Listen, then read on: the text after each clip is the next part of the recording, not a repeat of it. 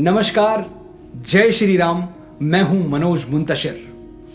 यही वो समय है जब हमारे राम ने हमें सिखाया था कि एक अत्याचारी के साथ क्या सुलूक किया जाना चाहिए।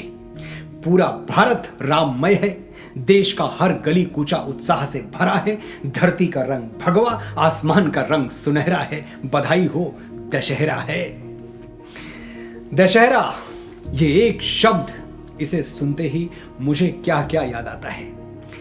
गौरीगंज का वो दशहरा मेला, वो रौनक, वो धूम, ढोलक, पिपहरी, सीटियों और दुकानदारों के हांक लगाने का वो नॉस्टैल्जिक साउंड, ठेलों खोमचों पर बिक रही मिठाइयां और वो रामलीला मैदान जहां 20 फीट के रावण को ध्वस्त करने के लिए राम बना हुआ एक 2.5 फीट का बच्चा काफी था।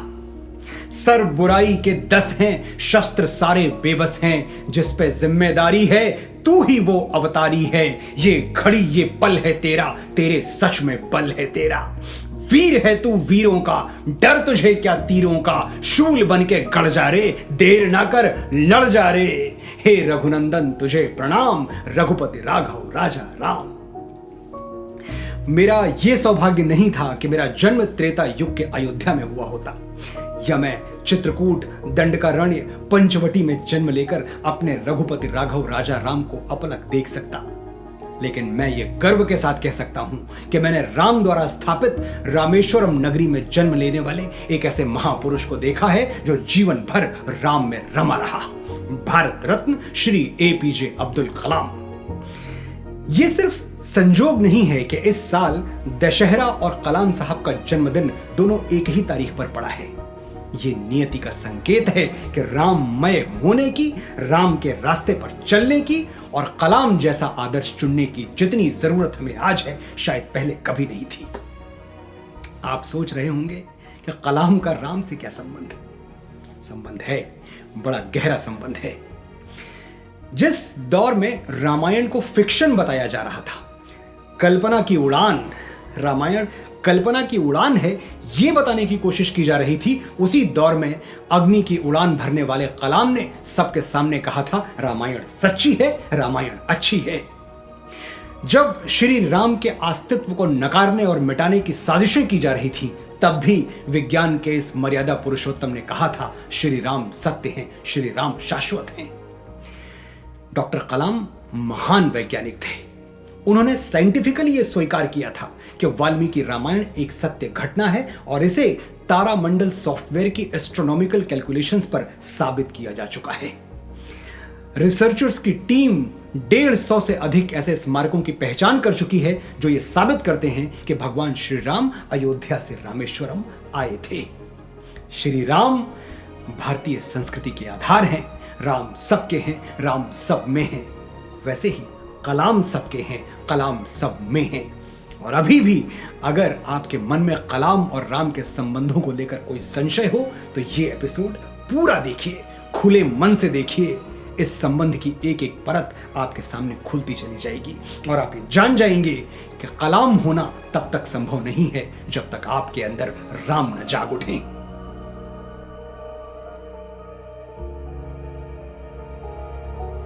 डॉक्टर कलाम का जन्म 90 वर्ष पहले रामेश्वरम में हुआ था। वही रामेश्वरम जहां श्री राम 3 दिन तक समुद्र देवता से विनती करते रहे कि लंका जाने के लिए, अपनी प्राण प्रिया सीता को रावण से छुड़ाने के लिए उन्हें रास्ता दे दे। वही रामेश्वरम जहां समुद्र देवता के जिद ने श्री राम को पहली बार क्रोधित कर दिया था। 3 दिवस तक पंथ मांगते रघुपति सिंधु किनारे, बैठे पढ़ते रहे छंद अनुनय के प्यारे प्यारे। उत्तर में जब एक नाद भी उठा नहीं सागर से, उठी अधीर धधक पौरुष की आग राम के शर से। सिंधु देह धर त्राहि त्राहि करता आ गिरा शरण में, चरण पूज दास्ता ग्रहण की बंधा मूढ़ बंधन में। सच पूछो तो शर में ही बसती है दीप्ति विनय की, संधि वचन संपूज्य उसी का जिसमें शक्ति विजय की। सहनशीलता क्षमा दया को तभी पूछता जग है, बल का दर्प चमकता उसके पीछे जब जगमग है। श्री राम अपने छोटे भाई लक्ष्मण से कहते हैं, दूसरा समाधान दिखता नहीं मेरे भाई, मेरा धनुष लेकर आओ, आज मैं अपने अग्निबाण से समुद्र को जल विहीन कर दूंगा। तब भयभीत होकर समुद्र देवता पानी के अंदर से निकले और उन्होंने श्री राम की सेना को लंका जाने का रास्ता दिया। श्री राम शांतिप्रिय थे, लेकिन जब शक्ति प्रदर्शन अनिवार्य हो गया तो उन्होंने अपना बल दिखा दिया, अपना पौरुष दिखा दिया। डॉक्टर कलाम ने भी यही किया। जब उनके भारत पर परमाणु खतरा मंडराने लगा तो भूल गए वो गांधीगिरी और उठा लिया राम की तरह अग्निबाण। अमेरिका की नाक के नीचे पोखरण में परमाणु परीक्षण कर दिया, भारत को परमाणु शक्ति संपन्न राष्ट्र बना दिया और पूरी दुनिया को बता दिया कि हम शांति की सौगंध तोड़ेंगे नहीं, पर किसी ने हमें छेड़ दिया तो हम छोड़ेंगे नहीं।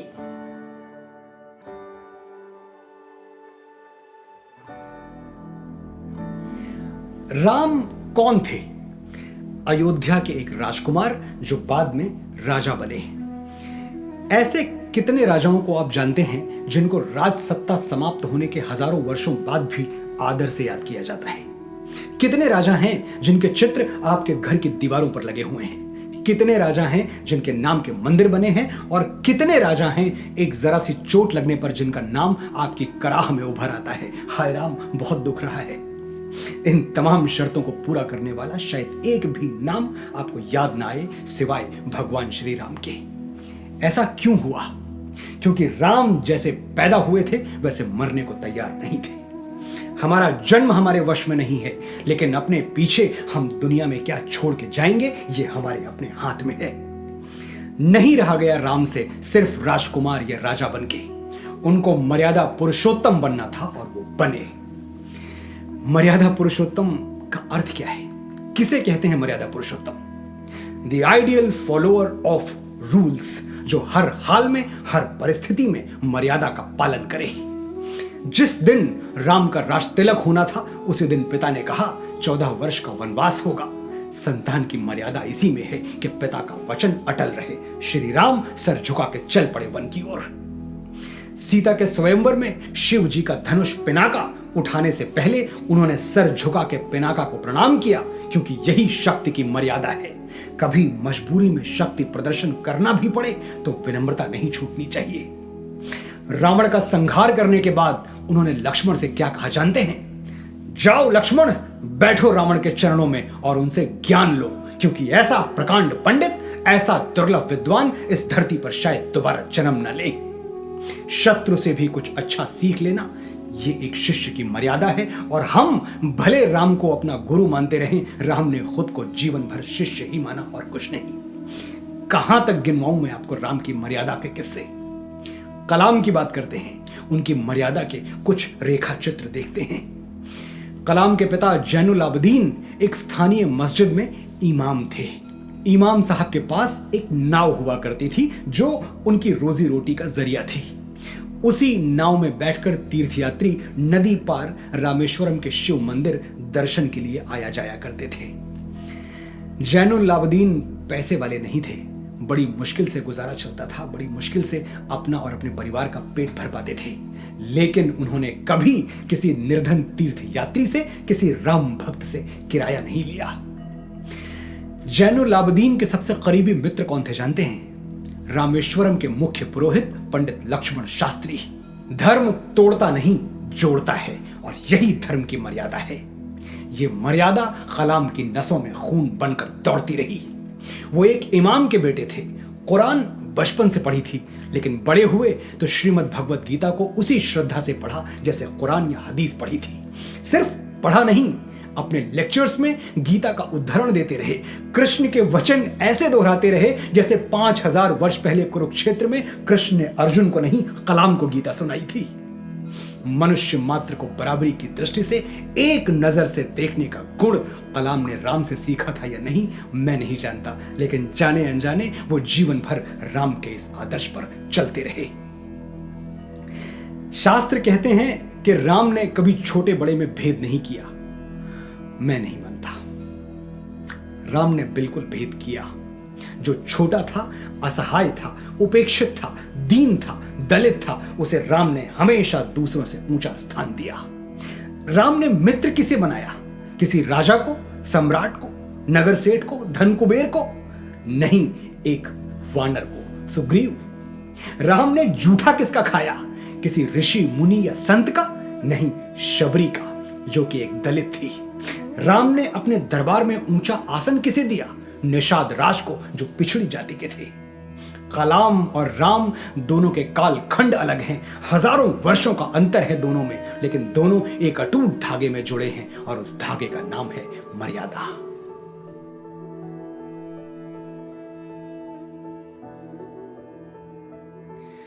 श्री राम जब वनवास के लिए निकले तो सबसे पहले क्या किया? अपने राजसी वस्त्र उतार दिए, वो आभूषण त्याग दिए जो उनको अयोध्या का युवराज होने के नाते प्राप्त हुए थे। वो नहीं चाहते थे कि एक वनवासी राजवंशी के जैसा दिखे, एक तपस्वी में राजकुमारों वाली कोई भी झलक बाकी रह जाए। अगर रह गई तो ये अपयश होगा, और श्री राम को मृत्यु स्वीकार थी, अपयश नहीं। ये तो खैर त्रेता युग की कथा है। 2006 की बात सुनिए। डॉक्टर एपीजे कलाम ने अपने परिवार के 52 लोगों को दिल्ली बुलाया। वो लोग 8 दिनों तक राष्ट्रपति भवन में रुके। सब वापस चले गए तो कलाम ने राष्ट्रपति भवन के अधिकारियों से 8 दिनों का हिसाब मांगा। पता चला उनके परिवार के पीछे कुल 3,52,000 रुपए खर्च हो चुके हैं। जानते हैं राष्ट्रपति कलाम ने क्या किया? अपने निजी बैंक अकाउंट में से 3,52,000 रुपए का चेक काटकर राष्ट्रपति भवन कार्यालय में जमा करवा दिया। अधिकारी कहते रह गए कि इसकी कोई जरूरत नहीं है, राष्ट्रपति के परिवार का आतिथ्य खर्च उठाना भी राष्ट्रपति भवन का उत्तरदायित्व है। लेकिन कलाम ने किसी की एक नहीं सुनी, राजकोष का एक पैसा भी व्यक्तिगत कारणों के लिए खर्च नहीं किया, अपयश का कोई कारण अपने पीछे नहीं छोड़ा। जरूर उनके मन में जीवन भर श्री राम का वो कथन चलता रहा होगा, न भीतो मरणादस्मि केवलम दूषितम यशः। मैं मृत्यु से नहीं डरता, अपयश से डरता हूं, अपनी कीर्ति के कलंकित होने से डरता हूं।